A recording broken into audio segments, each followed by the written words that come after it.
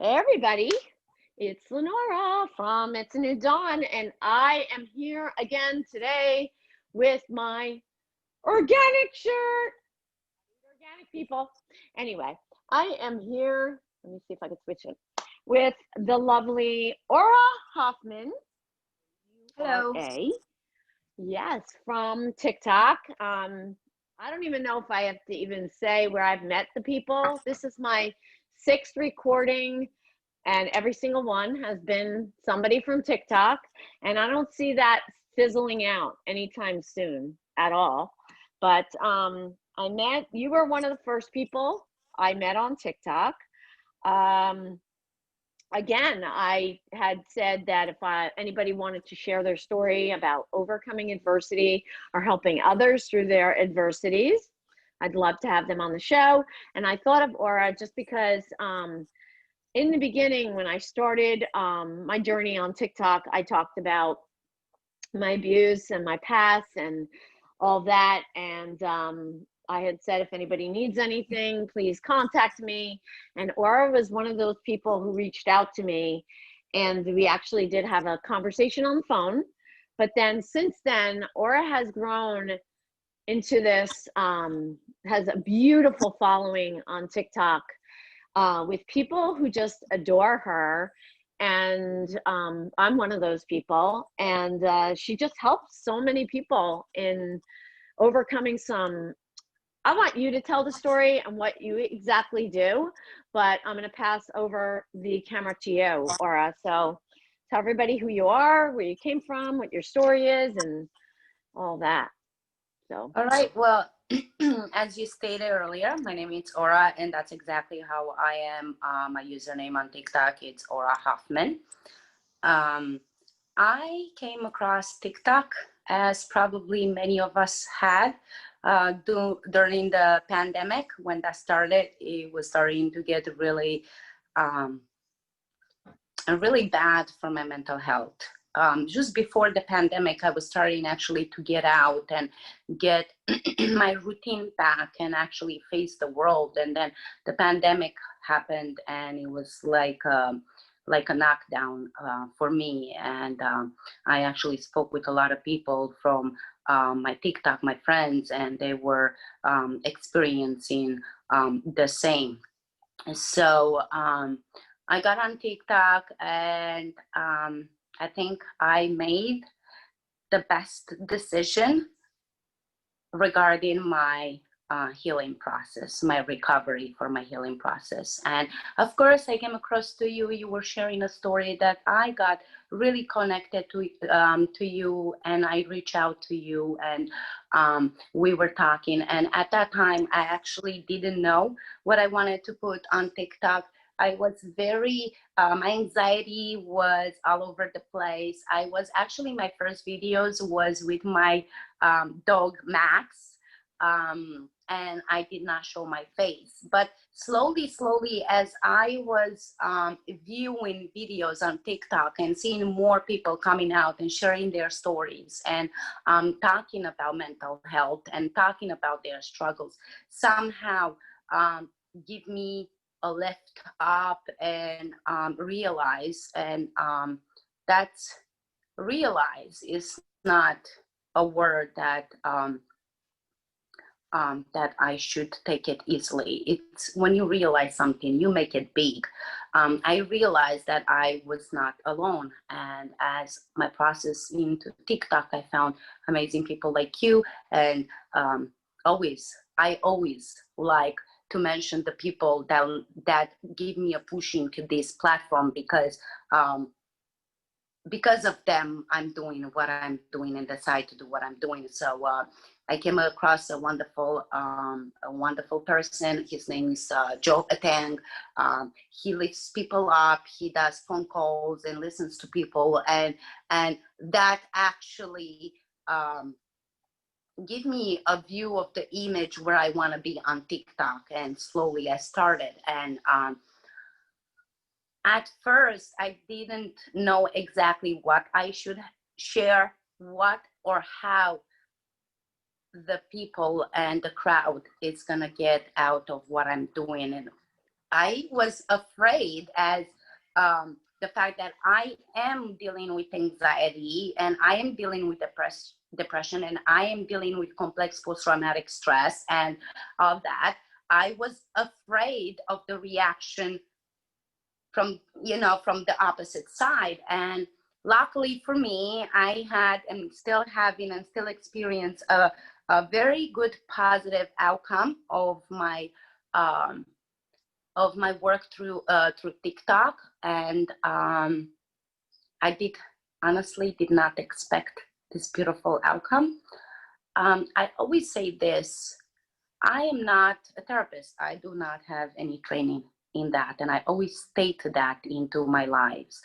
But what I am a mental health survivor. I am a childhood trauma, abuse, and neglect survivor. I am an eating disorder survivor. And my plan, my goal, my plan is to use this platform, this tool, as much as possible because it helps me. And also, my goal is because I am on my path of healing from my childhood trauma, and because I know how it is to feel confused and to feel in a dark place and to feel that you are alone and to not find the words, the right words to your emotions. And sometimes sadly, we don't even try to find the words because we think that somehow it's only in our heads. And even if we try to explain, people will not understand, which that's exactly what happens in our society today. And it's been happening for many, many years. And Talk more about that, because I know you're passionate about the stigma and getting yes, help and all of that. So, and yes, also if you and I want to make this, be as delicate as I can. If you want to talk more about the eating disorder, anything about the abuse. I mean, I'm very parallel with the eating disorder. I don't know if that's why you reached out, whether it was the eating disorder portion that I had talked about, or the abuse, my sexual abuse problem, what happened with me with that. I don't know, but it's always comforting, or I don't know if the word is comforting, but to know, to learn how others exactly, overcame these things, exactly. because I'm actually going to try to get back on today and talk about the second part of my story, how I overcame the eating disorder and dealt with the craziness as in my head, those little voices and my suicidal attempts, and how I was able to deal with it, and how I'm very conscious of it, and I actually deal with those things every day, and it's a very conscious decision. But I'm very curious to know how you were able to overcome them. But if you're not comfortable talking about it, I No, totally understand. I will go into it because it's actually a subject that is not talk enough about it. But I'm gonna finish the trade of thought that I had a little bit earlier, and I was expressing that my goal. So because I'm in this path of healing and because I'm in this road and I'm experiencing so many emotions, my goal is to take as many friends from TikTok as I can and walk this journey of recovering, healing together. I am not leaving them behind. They are not going to walk in front of me. We are going to stand together, one next to another, and we are going to walk this path together. That is my goal. If it's only one person, that's all I need, one person. Mm-hmm, If mm-hmm. there's more, then that's a gift. That's good. Um, Going back to your question regarding eating disorder, But even before that, I want to know how you're going to do that, because that's really exciting. I have an idea. because I think you talked to me about it. But yes, definitely come back to that, how you are going to do that, because you are helping everybody tremendously now. I've seen it. I've seen it on your lives and all. But I know you have other plans. So if you want to come back to that, that's fine. Whatever you want to do. This is Yeah, sure. just We can come back. conversation. Yeah, we can come back to that, but I'm gonna go to your question regarding eating disorder. So as you, everyone can hear my accent, I am not born in America. I was born in Romania, born and raised, moved in the United States when I was 23 years old with one bag of clothes and the love in my heart. And Oh, I built a beautiful family here, and I could not be more grateful of what this country has been offering to me and what people from this country has offered to me. So with that state in mind, my eating disorder, I am suspecting that I've been having that for as long as I been knowing myself due to some health problems. As a little child, I was born early, and me and my mom were in danger. It was that bad that I actually had to stay in a hospital for a year straight out of my first year of my life. They were feeding me with tubes. Then after that first year, I went home and I did not or could not accept solid food. So other 2 years of my life, I was fed, bottle fed. At 3 years old, I tried my first solid food. And as a child, and of because of the culture there, because it was not enough knowledge about it, nobody was concerned about it, but I was having strange behaviors, as I remember as a kid, around food. Like every morning, my hands will shake, and my whole body will shake until I will get the first bite of food. So going back to that, I'm starting to connect the pieces just now at 37 years old, and connecting that. I accepted my eating disorder just last year. My mom passed away 2 years ago, and that's when actually everything changed for me. Um, something a switch just got turned off, and I am sure that it was the emotion because I love my mom, and just also I witnessed that moment. I was right there, and it was very unexpected. And starting from there, the first year was really hard for me. I In the past year, I didn't had behaviors like binging or purging. I was restricting and I was aware of my weight as if I want to be a healthy person and this is my number and I cannot go over that number. But I never took it as an eating disorder. Well, after my mom passed, I went to full blown behavior for a year straight, and that did not go very well with me.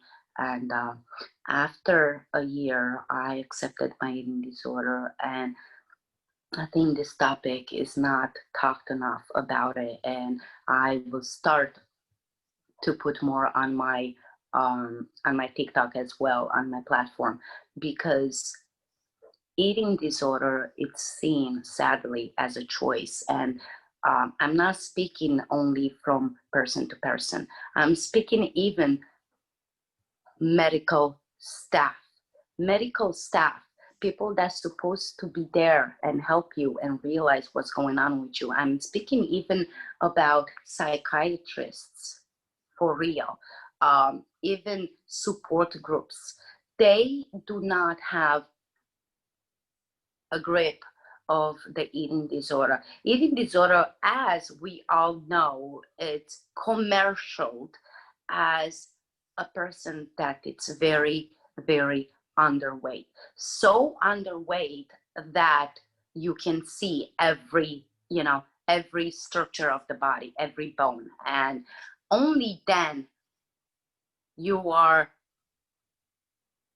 worthy of help in their mind. Only then it's that thing of, yes, you do have it, and yes, you do need help.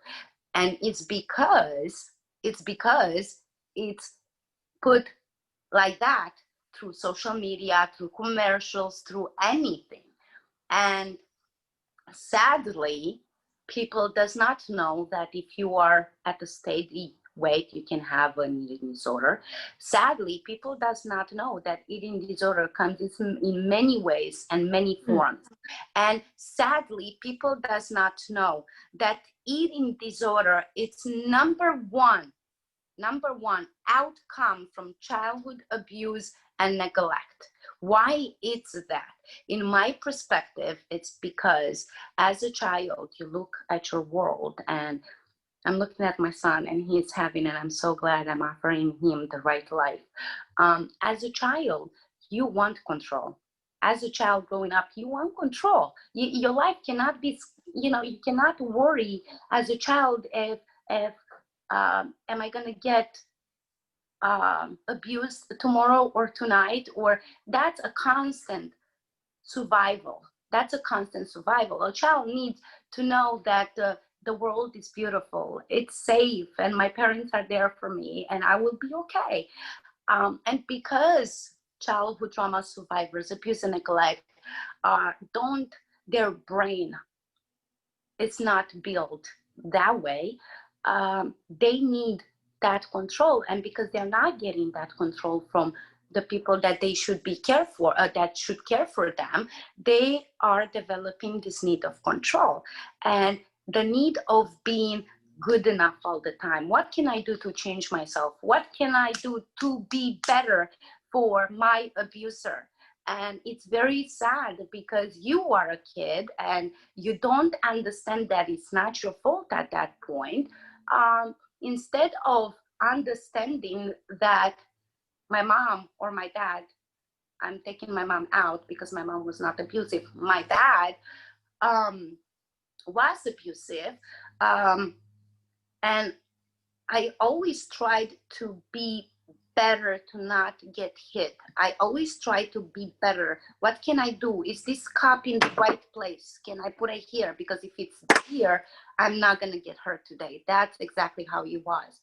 He would walk in a room and he would call me and ask me, look around and see what you see different in this room. And I will look around and I will try so hard to find something to give him an answer. Sadly, it wasn't the answer he wanted. And he lifts his foot off the carpet and there was, I don't know how to explain to you, maybe this on the carpet.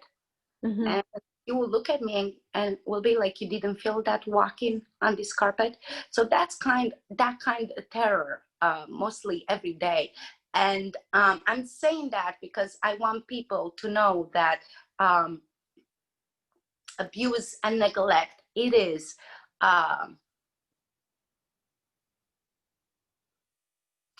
hard to go back as an adult because you almost reliving everything. And yes, you are in an adult body, but your emotions, your body emotions, feels as if you were there. So I don't want to lose the trait of the eating disorder, but so that's childhood trauma, abuse. It's all part of it. It's all part of it. And just, it's all connected. It's all connected. And Aura, I have to say something. You hit the nail right on the head. I almost cried because you know how sensitive I am, but when you said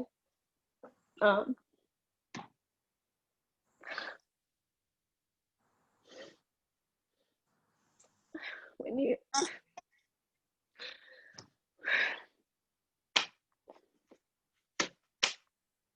about getting abused and you didn't have control at that point, you didn't have control. So the bulimia that I had control over. Exactly. And that's so true. You just hit the nail on the head, which I know because I actually wrote about it. And I said, I went into this bulimia full blown because I had control. That priest did not have control. He wasn't there. Like, he had control over my body. Yeah. But then finally I had control of what was going in my body, and I had control that I could purge it up, get rid of it. Exactly. But then sadly, then the food takes control over me, because then I had it was an addiction, and it was not, Exactly. you know, Exactly. right. Exactly. And Yeah. what you And said, just, and yeah. one thing that I want to point out is this: me and you, we take our situation. We're not gonna, personalize to everybody. If somebody hearing this can relate, then that's good. The question is, why wouldn't we develop this eating disorder when everything was out of our control? We went with the only one thing that we can control. What is exactly in life? One thing that you can control. It's what you put in your mouth. Mm-hmm. And that's why eating disorder um, it's number one mental, like this, mental illness that happens after childhood trauma, abuse, and neglect. Doesn't have to be necessarily after, during the trauma. And one more thing too, what you said before I forgot my train of thought. You said people think that you are like really thin, and then finally you get help, right? Well, if you saw my TikTok and I pointed to that picture of me at 16, I was not thin. I was heavier, but I was in full-blown bulimia mode, throwing up 4 or 5 times a day. But I ate so much, you just can't get rid of everything. So exactly. I was not that stigma, but I was dying, Exactly. literally dying. Exactly. So yes, you don't have to be frail No. and thin. Exactly. I And needed help. another thing that I want to point out, as I was saying earlier, eating disorder comes in so many ways, shapes, or form. But because it's put to the world as skinny, it gives a misunderstanding about eating disorder. People that are overweight also can have eating disorder. Yeah. Of course you are not gonna look at them and be like, oh my gosh, that person has an eating disorder. And this, I hope I'm saying the right words, and I hope you're not gonna get upset. People, when they look at people overweight, all they think it's like, oh my gosh, that person eats a lot and doesn't do exercise. They don't see it, that food is a comfort to them. You look at them and you tell them, you kind of need to exercise because your health is in danger. When you tell that to them, they will go to food for comfort and they will eat more. When you look at the person and be like, oh wow, you look very good, that means you don't have anorexia anymore, that person will take it as, it can oh my God. It can be as a kind thing and good thing to say. I'm not saying people that say that mean it in a bad way, no. But how in the mind of anorexic it's like, I'm healthy, I'm healthy, that means I'm not skinny anymore. That means what Exactly. does that mean? Bingo. That means I put on weight, so it's noticeable to you. And what's going on? And you run to the scale and you weigh yourself, and then you go full blown eating disorder. And the eating disorder is so much misdiagnostic because it's so many different type of eating disorder. And as I say, everybody speaks only about anorexia, doesn't speak about anorexia and bulimia. I see more of it, but doesn't speak about overeating disorder, all those types. And it's damaging. It's damaging people more and more. It's damaging people more and more. One example I want to give. So I've been seeing my psychiatrist for a year. And before the pandemic, I used to go to his office, and every single time I refused to be weighed, which you have the right to refuse to be put on I the scale. still don't get weighed. Because I do not want that piece of metal having Exactly. control over my head, and Exactly. that's why, right. So go ahead. Exactly. But as a psychiatrist, I'm thinking, I mean, I don't know how, I do think that mental health is taken as numbers. They are not taken as individual. I am learning through this process because I've been only 2 years and I'm learning as I go. And what I am understanding is that, yes, a psychologist is different, but a psychiatrist just, I was in one appointment with him on the phone and I never feel comfortable with him. And just because he never listens to what I have to say. And every time I go, somehow it's a different person that I talk with. And then another person comes in he comes in for 5 minutes, not even five, gives me the medication, or even asks me, do you want your medication to be high up? Which I don't know. How do you want me to know that? Right? Yeah, right, And right. because it was the pandemic, I had a little bit more courage to talk with him on the phone and express to him that I am very hyper vigilant in my sleep. Nobody can make a move. Nobody can make a sound because I am awaking right away. And he cut me off through my half of discussion and he said to me, well, do you want to change your medication? And I felt so bad because he did change my medication. And luckily, my therapist, she's amazing. I had an appointment with her and I expressed, and she stood there for almost the whole appointment, explaining to me, what is this medication for? What is this medication gonna do for me? Why did he prescribe it for morning and evening? And what is it gonna help me with, right? He didn't do that. And all I got is rate your depression from 1 to 10. And I'm not going to curse here, but I was like, if I really going to rate my depression, it's going to be bad. Rate You your can curse. anxiety. You can curse, by the way. You can curse. The only thing that I said in my head was, how the fuck am I gonna do that? Excuse my language. I told her, I don't know. She asked me, the person asked me 3 times, and I told her, I do not know how to explain to you. And to come to the conclusion that they go by numbers, not by personal experience. I am not putting this on all the psychiatrists. Some of them probably are very good and doing their job right, just as in any profession.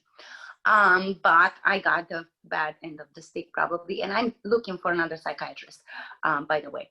And that's what it needs to be done differently. It has to look at us as not numbers, as different people. And talking about helping tools and everything, therapy for me has been so helpful. I know the stigma around therapy. When you say to somebody, I am going to therapy, they look a little bit at you differently, or you might think they look at you different, but they don't, because the media puts that. It's the media on TV, on the internet, everywhere. They put out such beautiful pictures. A vacation on the beach, all smiles, kids with beautiful hats, couples looking so beautiful and perfectly. Beauty products, they show beautiful image of a woman or a man. But the reality is not that, and we chase that. We chase what we see, what the media feeds us. We chase that, sadly, most of our life, and we kind of get stuck and don't understand the happy, what it's really happy, what really makes you happy, and what are you chasing? Because that vacation, beautiful vacation that we all want to be in, right? Mm-hmm. It's taped, it's word by word or move by move recorded. That's not exactly the reality of the outside world. And when people will understand that, I think that when that that is when we can see each other as humans being in a different perspective, and our expectations of people will be different. And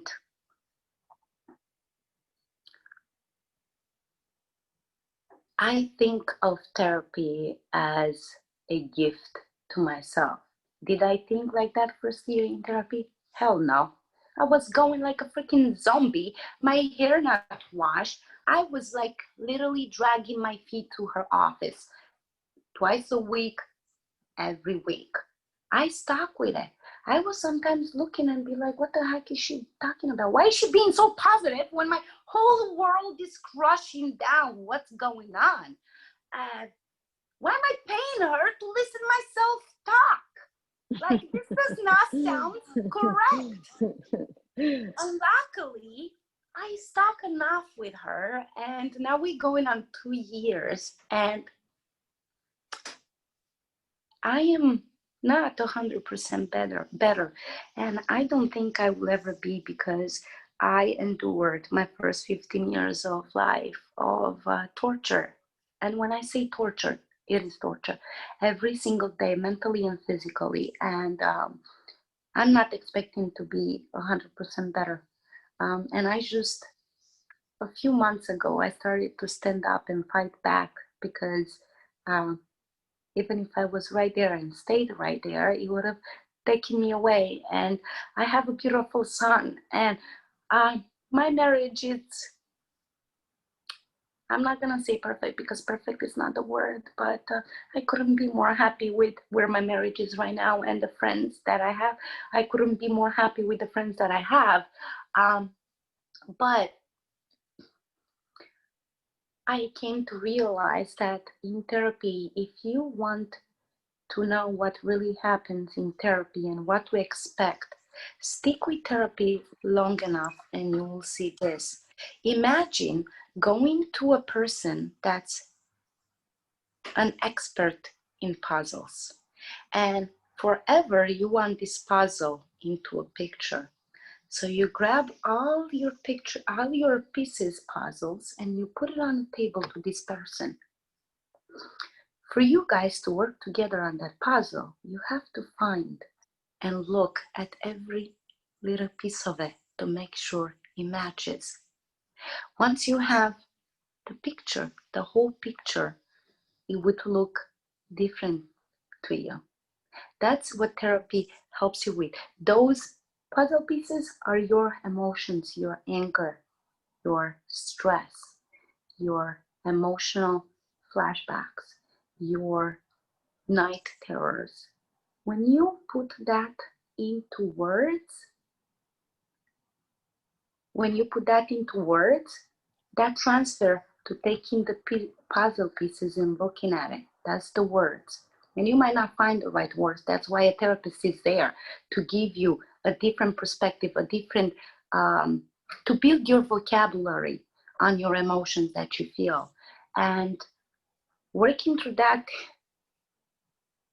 it's hard, because at some point you'll find yourself in the middle of a therapy session and you'll be like, holy shit, I feel so stupid, because I just remember something that happened to me that is so serious to me. And how could I not think it was serious? Is that kind of awaken that make you in a way question yourself if it's true, make you in a way question yourself of, am I good enough to recover from this, or is it important enough? Any trauma that you experience, any suffering, mental or physical, it is important enough, and it needs to be talked about, and it needs to be put in words. And the best way I can do it is also bring awareness about it, make more people aware of what you are going through, your sufferings, because it's impossible as a mental health survivor to not have this one thought in your head. It's my fault. It's only in my head. I'm not good enough. What is wrong with me? And when you start grabbing the tools that are there for you and decide to fight back, then you will understand, and you will start to decide that the healing process is not because something is wrong with you. You are perfect the way you are. You don't need to do anything to change or to be better. You don't have to do anything in order to heal. Don't try to do the perfect, because you are good the way you are. You are trying to get it right over and over and over and over again. Sadly, it's not going to happen, because the past is the past and you cannot try to get the past right. You can't, but you can work with the future, and you can decide that you're healing for what's wrong with the people that abuse you, because there's nothing wrong with you. No, amen, sister. Yeah. Amen.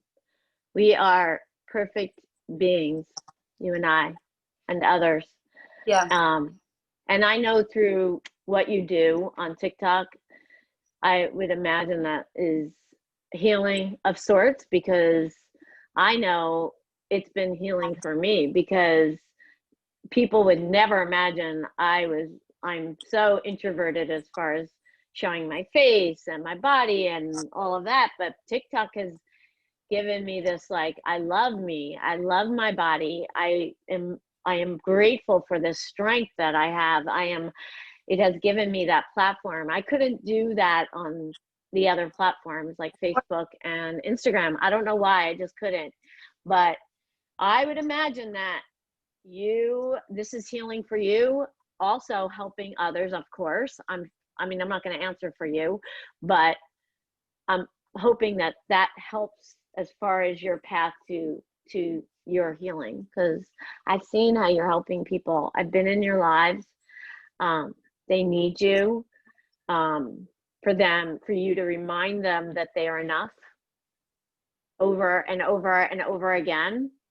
Because I was in therapy 15 years, 18 years, and I had to be told every week, it's not your fault, and Yeah. you are enough. I mean, there's never enough times where I don't think to be told that. So Exactly. yeah. So Exactly. what are your plans on there? I know you have something up your sleeve, I think. Well, I am already experienced that. I am offering again. I'm gonna mention that guy because he's amazing, and I would No, go love. ahead. I'm gonna try to get him on here, I guess. Please, and I would love if you can tag him in your or we have to get him on here because I mentioned his name. This is the second time. Yes, So I'll tag him. when I first joined TikTok, I was saying about Joe Tang, which is so amazing, such a good guy. He has no idea how much he done for me, and I might have not said it enough.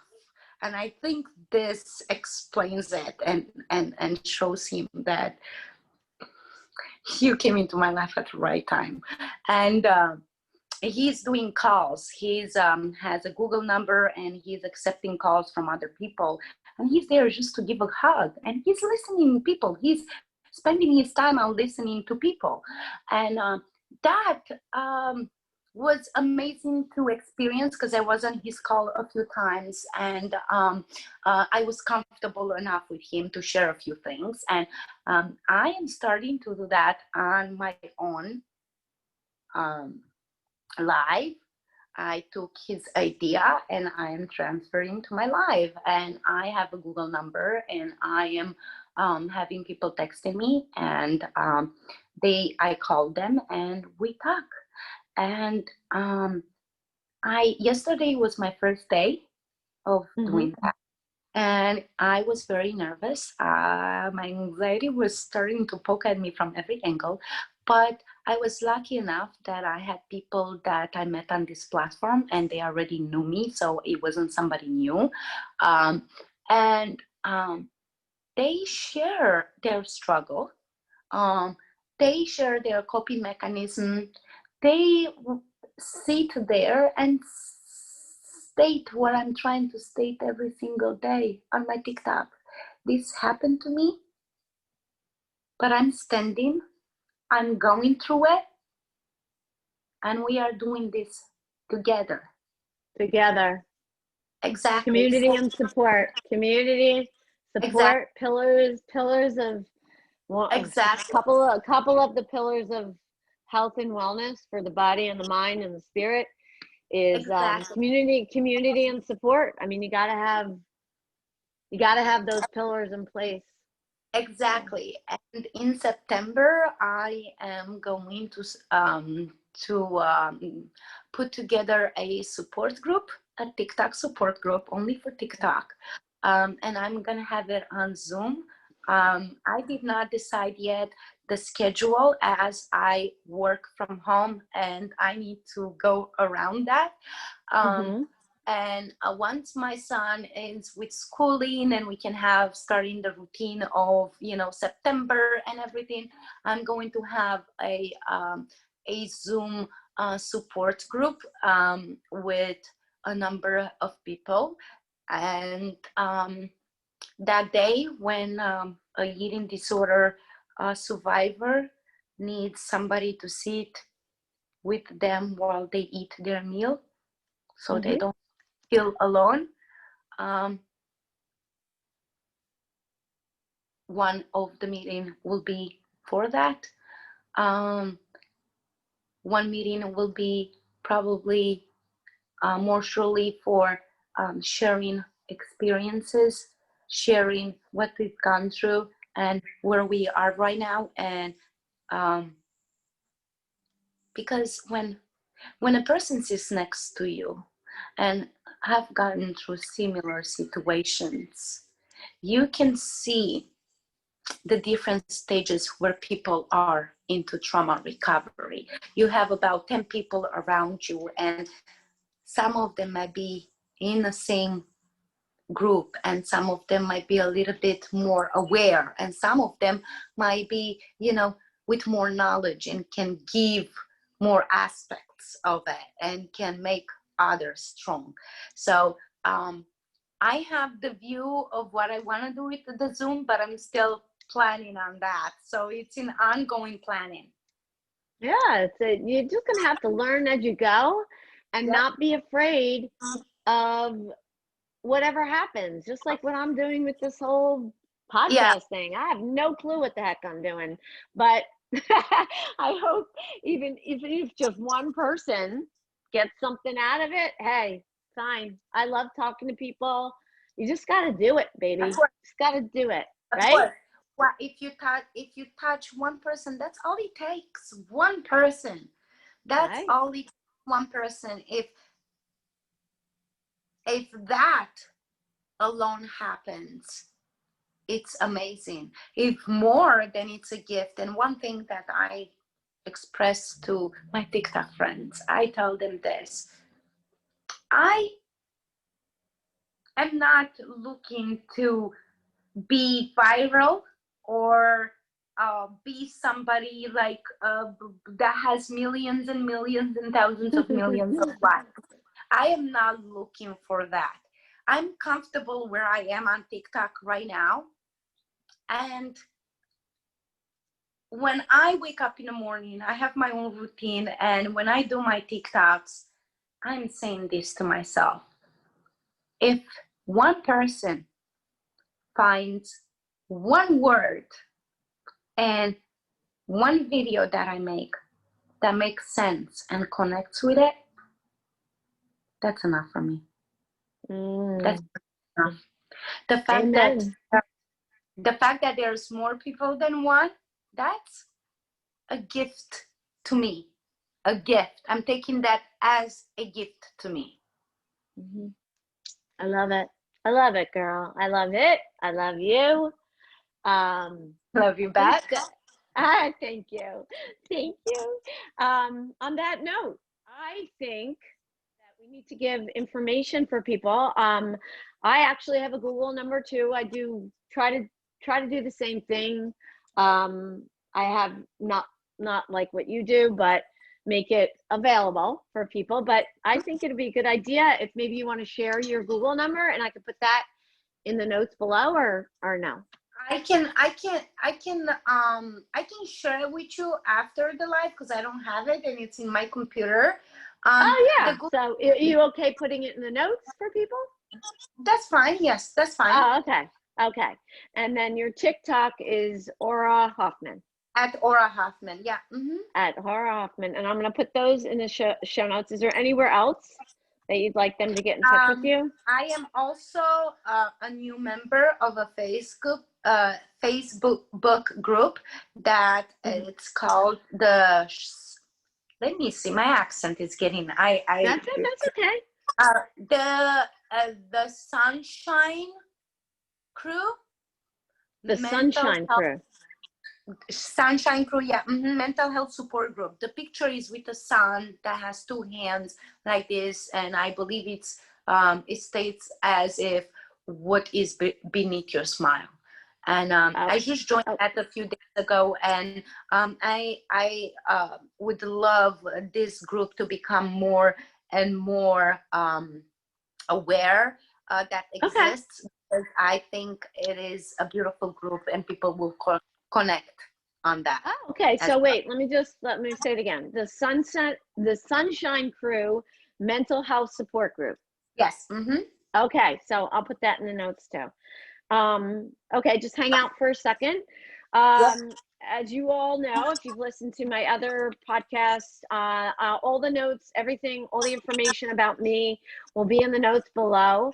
Also, I give out my Google number for anybody who has any questions about the podcast, has any suggestions to do on the podcast, or actually want to be on the podcast. My number is 609-429-4058. I want to talk about the Rawr, which is the only packaged good I eat and the only thing that I promote on my show because I eat them quite often. I love the company. I am an affiliate and an ambassador. They give 10% of their net proceeds to feed the hungry children worldwide. That's one of the biggest reasons I agreed to be an ambassador and an affiliate of the company. But any kind of diet can eat this bar. It is vegan, but it's protein packed, organic ingredients, 11 to 13 net carbs, which is really nice for not spiking your blood sugar. No artificial sweeteners. It's sweetened by coconut nectar and blackstrap molasses, and held together by coconut oil, which is really great for your brain. So it's awesome. And I would love for you to use the link below because that will help me and it will help the company. But on that note, I want to say thank you so much, Aura, for being with me and spending this time with me. I truly love you. I just love you so much. And thank you for all you do.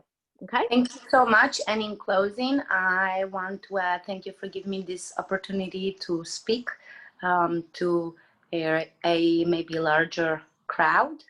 And I have a message. Go ahead. Tell your message, girl. My message is this. Please know that you are not alone. And please know that your feelings and your emotions matter.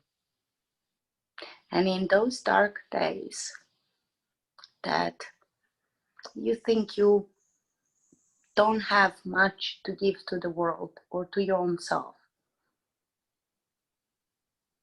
hold on, because better days will come. Thank you. Thank you, darling. On that note, have a wonderful and blessed day, everyone. Thank you for coming. Yep. Bye. Bye-bye.